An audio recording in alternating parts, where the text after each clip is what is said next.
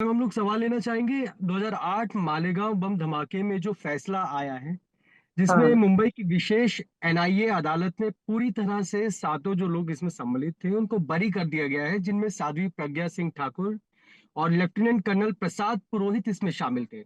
अदालत ने दोष सिद्ध करने के लिए पर्याप्त और विश्वसनीय साक्ष्य न होने का हवाला दिया है। कैसे इस फैसले को देखते हैं मैडम आप? उसकी जीत तो निश्चित है। इन्होंने षड्यंत्र रचा, साध्वी जी को फंसाने का, सेना के अधिकारी को फंसाने का और ये सिद्ध करने का कि भगवा आतंकवाद इस देश के अंदर चल रहा है। इस जी। विमर्श को इन्होंने निश्चित करने के लिए ये स्टोरी बनाई, झूठे गवाह खड़े किए। 17 साल की लंबी प्रक्रिया, क्योंकि 17 वर्ष बहुत होते हैं। उस लंबी प्रक्रिया में कितनी यातनाएं, कितनी मानसिक और कितनी शारीरिक यातनाएं झेली गई हैं, आप सब जानते हैं, पूरा देश जानता है। मैं तो यही कहूंगी कि सत्य की ही जीत है, फिर से रहेगी। हमेशा सत्य की जीत होती है।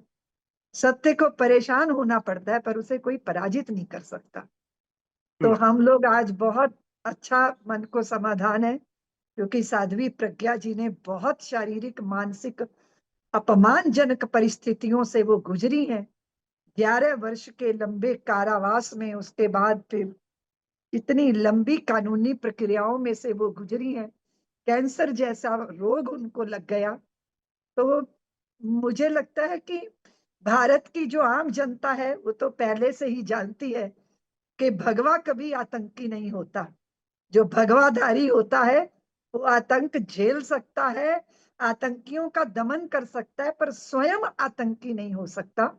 इसलिए आज सत्यमेव जयते, मैं तो यही कहूंगी। हम्म। मैम, जिस तरह से भगवा आतंक की बात करी गई, उसी तरह से बीजेपी के कुछ नेताओं का भी बयान आया। उन्होंने कहा कि भगवा आतंकी नहीं है, ऐसी कोई चीज है ही नहीं, ये चीज सिद्ध हो चुकी है। जो ऐसे एजेंडा चलाते थे वो धराशायी हो चुके हैं आज। देखिए, निश्चित रूप से हमेशा जो है वो कागज की नाव कब तक चल सकती है पानी पर। झूठ के पैर होते ही नहीं। वो अगर हम्म। थोड़ी देर के लिए चल पाता है तो सत्य के आधार पे चलता है, लेकिन जब वो सत्य पर आघात करने लग जाता है फिर उसका भला नहीं होता। तो अंत तो गत्वा जो है, जीत सत्य की ही होती है। पर इन्होंने 17 वर्ष लगातार जो पीड़ा दी है, उसका हिसाब कौन करेगा? उन अपमानों का हिसाब कौन चुकाएगा? कौन हिसाब रखेगा इसका? या वो लोग क्षमा मांगेंगे जिन्होंने पूरी भारत की परंपरा को अपमानित करने का षड्यंत्र रचा? वो हृदय पे हाथ रख के देखें। लेकिन वो हृदय पे हाथ वो रखेगा, बख्शी जी, जिनके पास हृदय होता है। राजनीतिज्ञों को राजनीति की रोटियां सेकनी है, चाहे देश दांव पे लग जाए, चाहे एकात्मता दांव पे लग जाए, और चाहे परंपरा की उज्जवलता, जिसने युगों युगों पुरानी लंबी यात्रा की है। आप जिस भगवे की को अपमानित करने के षड्यंत्र रच रहे हो, वो आज कल की कथा नहीं है। 4 युग से ये प्रवाह चल रहा है। इसके लिए जाने कितने भगीरथों ने अपने जीवन को खपाया है, ये सिद्ध करने में कि हम मानते नहीं सीमा। चींटी से लेके ब्रह्मा तक एक ही चेतना का दर्शन करने वाले हम लोग हैं। हमारे लिए किसी की पीड़ा हमारी अपनी पीड़ा है, और किसी की भी प्रसन्नता हमारी अपनी प्रसन्नता है। यही है हमारे मूल दर्शन का आधार, जिसको हम लोग अपने जीवन में, व्यवहार में, चरित्र में, आचरण में, वाणी में और अपने विचारों में जीते हैं। इसीलिए मैंने कहा कि सत्य परेशान हो सकता है, पर पराजित नहीं हो सकता। साध्वी जी, ओपोजिशन लगातार सवाल उठा रहा था, अभी भी उठा रहा है। इसी पे ओवैसी कह रहे हैं कि अगर वर्डिक्ट जो फैसला आया है वो निराशाजनक उन्होंने बताया है। उन्होंने कहा कि अगर सभी आरोपी निर्दोष थे तो इतने वर्षों तक जांच अभियोजन क्यों चली, न्याय क्यों देरी हुई। उन्होंने कहा कि इससे अल्पसंख्यकों में न्याय व्यवस्था को लेकर विश्वास कम हो सकता है। अल्पसंख्यकों को देश पे विश्वास रखना चाहिए। अल्पसंख्यकों को भारत के संविधान पे विश्वास रखना चाहिए और भारत की संवैधानिक व्यवस्थाओं पे विश्वास रखना चाहिए। विश्वास जब भी आपको घेरेगा तो आप स्वयं उसकी पीड़ा भोगेंगे। इसीलिए जब भी कभी आपके अनुकूल कोई बात ना हो, षड्यंत्र आपके सफल ना हो, तो आप इस तरह के प्रलाप करते हैं और ये तो जगत प्रसिद्ध बात है। लेकिन हम ये भी चाहेंगे कि आपने 17 वर्ष पहले जो ब्लास्ट में लोग मारे गए, उनके असली अपराधियों को ढूंढने की बजाय भगवा आतंकवाद के विमर्श को निश्चित करने के लिए, स्थापित करने के लिए इतने षड्यंत्र रचते रहे, तो आज आप जो है सबके सामने निरावरण हो गए हो। संसार देख रहा है कि आप क्या करते रहे हो। इस देश के अंदर ये इतना बड़ा षड्यंत्र था कि पूरी परंपरा को भगवा आतंकवाद कोई सोच सकता है, कोई कल्पना कर सकता है? सर्वे भवन्तु सुखिनः की भावना के साथ भरा हुआ हमारा भगवा परंपरा, जिसने सदैव सबको अपने हृदय से लगाया, यहाँ तक कि इस देश के अंदर आक्रमण करने वाले, हमारे मंदिरों को ध्वस्त करने वाले, उन लोगों को भी इस देश की मूल धारा के अंदर समो लेने का, समेट लेने का सामर्थ्य जिसके पास है, उसे ये गाली देने का कुत्सित प्रयत्न था। इसलिए इन्होंने दंड भी भोगा है, सत्ता से कोसों दूर है। और मुझे कोई कह रहा था कि इनसे कहना चाहिए ये क्षमा मांगे, लेकिन मैं तो कहती हूँ कि इनको क्षमा मांगे या ना मांगे, पर जनता जागृत हो जाए, इन्हें क्षमा ना करे।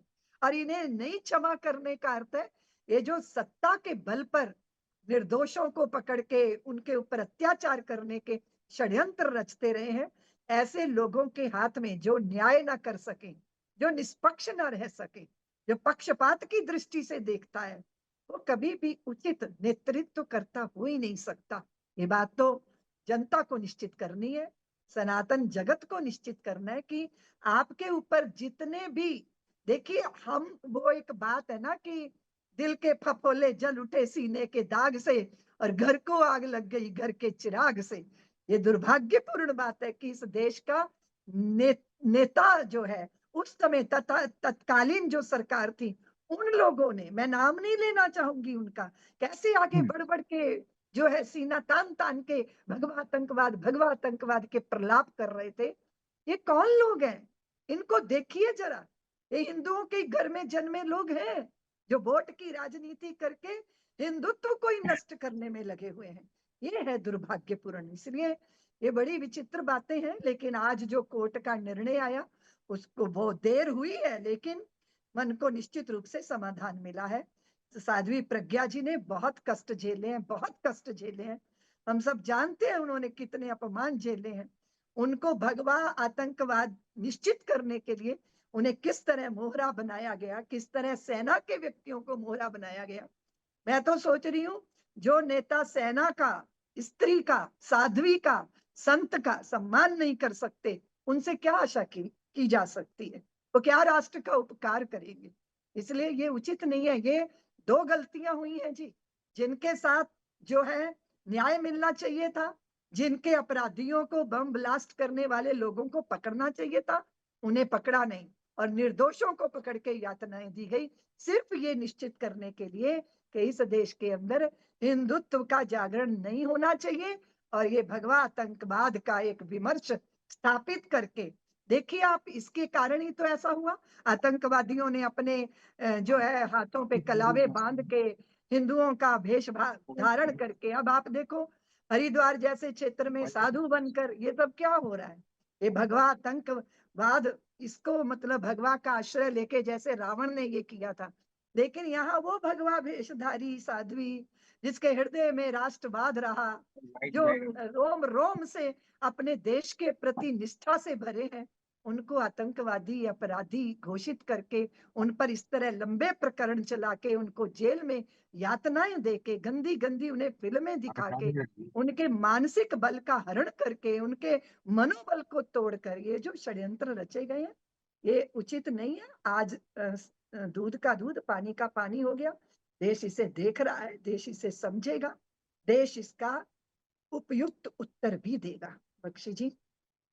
साध्वी जी, सपा समाजवादी पार्टी की तरफ से भी प्रतिक्रिया आई है। अखिलेश यादव ने कहा है कि ये उस समय पर ऐसी खबर आई है जब ट्रंप ने टैरिफ लगाई, और कहीं न कहीं खबर दबाने की बातें भी अखिलेश यादव ने कहीं न कहीं इशारा दिया है कि खबर को दबाने के लिए ये बात कही गई है। इसको आप कैसे देखते हैं? देखिए, जो जो हमारी न्यायिक प्रक्रियाएँ हैं, वो अपनी तरह से, अपनी चाल से चलती हैं।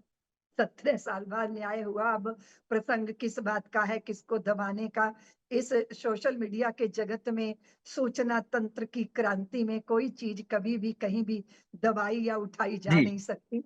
समय जी। अपनी तरह से चलता है, उसको देखने वाले अपनी तरह से उसका आकलन करते हैं। ठीक है बख्शी जी? खबर आपकी, जुबान आपकी।